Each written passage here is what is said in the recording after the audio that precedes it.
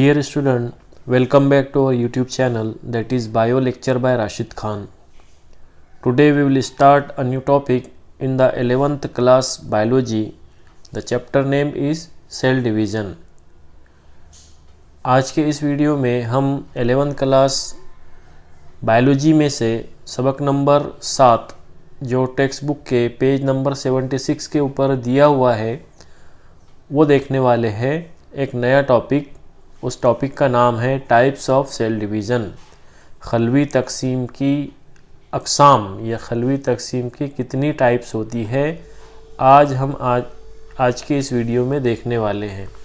तो आइए शुरू करते हैं खलवी तकसीम इस सबक से नया topic types of cell division. ये पॉइंट 7.2 का सब टॉपिक है। इसमें टाइप्स ऑफ सेल डिवीज़न दी हुई है जो पेज नंबर 76 और 77 के ऊपर इल्म हयातियात या बायोलॉजी की टेक्स्ट बुक के ऊपर मौजूद है। तो यहाँ पे 3 kinds of cell division are form in animal cell. जो जानदारों के खलियात होते हैं उसमें 3 तरह की खलवी तकसीम होती है, 3 तरह के सेल डिवीज़न की टाइप्स पाई जाती है। दे आर, अब वो कौन कौन सी है? दे आर अमाइटोसिस और डायरेक्ट डिवीज़न।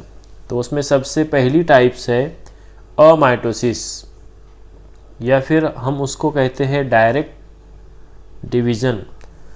उसके बाद है माइटोसिस, माइटोसिस को कहते हैं indirect division. And last types है मियोसिस और reductional cell division. Mitosis can be perform by haploid as well as diploid cells. अब यहाँ पर माइटोसिस का जो प्रोसेस है, जो खलवी तकसीम की टाइप्स है दूसरी माइटोसिस, ये एक तो एकहरे खलियात से भी अंजाम पाती है और दोहरे खलियात या डिप्लॉइड सेल से भी अंजाम पाती है।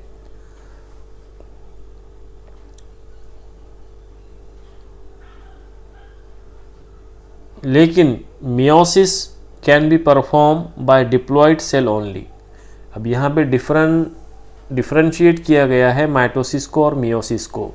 माइटोसिस का जो तरीक़ाकार है, माइटोसिस का जो प्रोसेस है वो डिप्लॉइड सेल में भी होगा और हैप्लॉइड सेल में भी होगा, दोहरे और एकहरे खलियात में दोनों में होगा।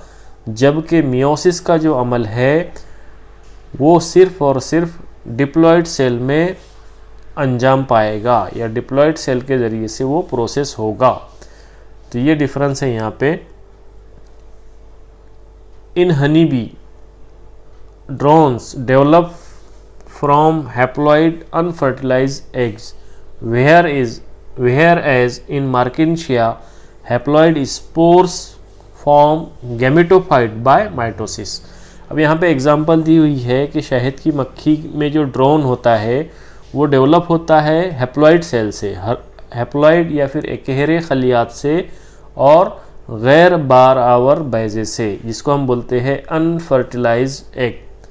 और इसी तरह मार्किनशिया में जो स्पोर्स होता है, हैप्लॉइड स्पोर्स जो डेवलप होता है गैमेटोफाइट बाय माइटोसिस, ये माइटोसिस के प्रोसेस से डेवलप होता है। अब उसमें जो पहली टाइप्स है अमाइटोसिस, उसको हम देखते हैं कि अमाइटोसिस किसे कहते हैं। तो यहाँ पे it is the simplest mode of cell division. ये बहुत ही सादा तरीन अमल है खलवी तकसीम का। ड्यूरिंग अमाइटोसिस, माइटोसिस के दौरान nucleus elongates and constriction appear somewhere along its length। यहाँ पे न्यूक्लियस जो है तो ये न्यूक्लियस में तब्दीली होंगी, उसकी लंबाई में जो है तो इजाफा होगा और उसमें जो कंस्ट्रिक्शन है, उसमें जो डिवीज़न है वो इसकी लंबाई के मुताबिक अंजाम पाएगा। This constriction depends and divides the nucleus into 2 daughter nuclei। अब उसका जो प्रोसेस है इसमें 2 दुख्तर मरकज़ों के अंदर ये सबसे पहले तकसीम होगा। This is followed by the division of the cytoplasm.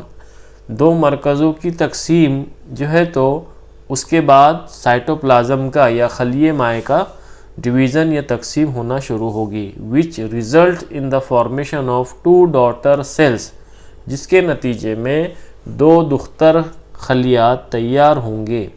This division occurs in unicellular organism, abnormal cells, old cells and in fetal membrane cell। अब यहाँ पे इसकी खुसूसियत दी हुई है कि ओमाइटोसिस का अमल ये सिर्फ और सिर्फ यूनिसेल्यूलर ऑर्गेनिज्म में या फिर यख खलवी जानदारों में अंजाम पाएगा। इसी तरह एबनॉर्मल सेल जो नॉर्मल सेल नहीं है, एबनॉर्मल है। इसी तरह ओल्ड सेल जो पुराने खलियात है, और फीटल मेम्ब्रेन सेल जो फीटस के दीवारी खलियात है, दीवार के खलियात है, उसके अंदर ये अंजाम पाएगा। तो ये हो गया अमाइटोसिस का प्रोसेस। दूसरी जो टाइप है वो है माइटोसिस। अब इस माइटोसिस को this is a type of cell division in which a cell divide to form 2 similar daughter cell. खलवी तकसीम की ये एक किस्म है जिसमें इसके दौरान 2 दुख्तर खलियात तैयार होते हैं जो which are identical to parent cell, जो यकसा होते हैं अपने पेरेंट से, अपने वालिदैन से। It is completed in 2 steps as karyokinesis and cytokinesis. जैसे कि हमने देखा है इसके पहले की वीडियो में कि माइटोसिस को 2 टाइप्स में ये कंप्लीट होती है। इसमें सबसे पहली जो स्टेप्स है वो है कैरियोकाइनेसिस और दूसरी है साइटोकाइनेसिस। कैरियोकाइनेसिस कहते हैं न्यूक्लियस की तकसीम को। Karyokinesis nuclear division which is सब डिवाइडेड इनटू प्रोफेज। अब यहाँ पे कैरियोकाइनेसिस को हमने झैली ज़मरे में तकसीम किया है। उसमें सबसे पहले जो कैरियोकाइनेसिस की टाइप्स है वो है प्रोफेज, मेटाफेज दूसरी टाइप है, तीसरी है एनाफेज और चौथी है telophase. Although for the sake of convenience above mentioned steps are used, it must be remembered that mitosis is a continuous process that starts with the disappearance of nuclear membrane in prophase and ends with separation of 2 fully formed cells after cytokinesis।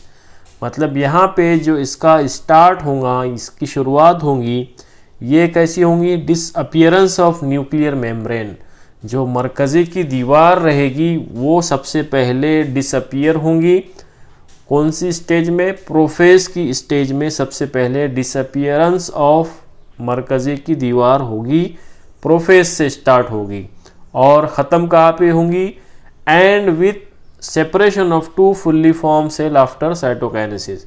Cytokinesis का जो process है, जो मरकज़ी की तकसीम है या फिर साइटोप्लाज्म की तकसीम है, साइटोप्लाज्म की तकसीम होने के बाद फुल्ली न्यू सेल तैयार होंगे जिसको हम बोलते हैं दुख्तर खलियात। तो यहाँ पे ये माइटोसिस का प्रोसेस कंप्लीट होगा।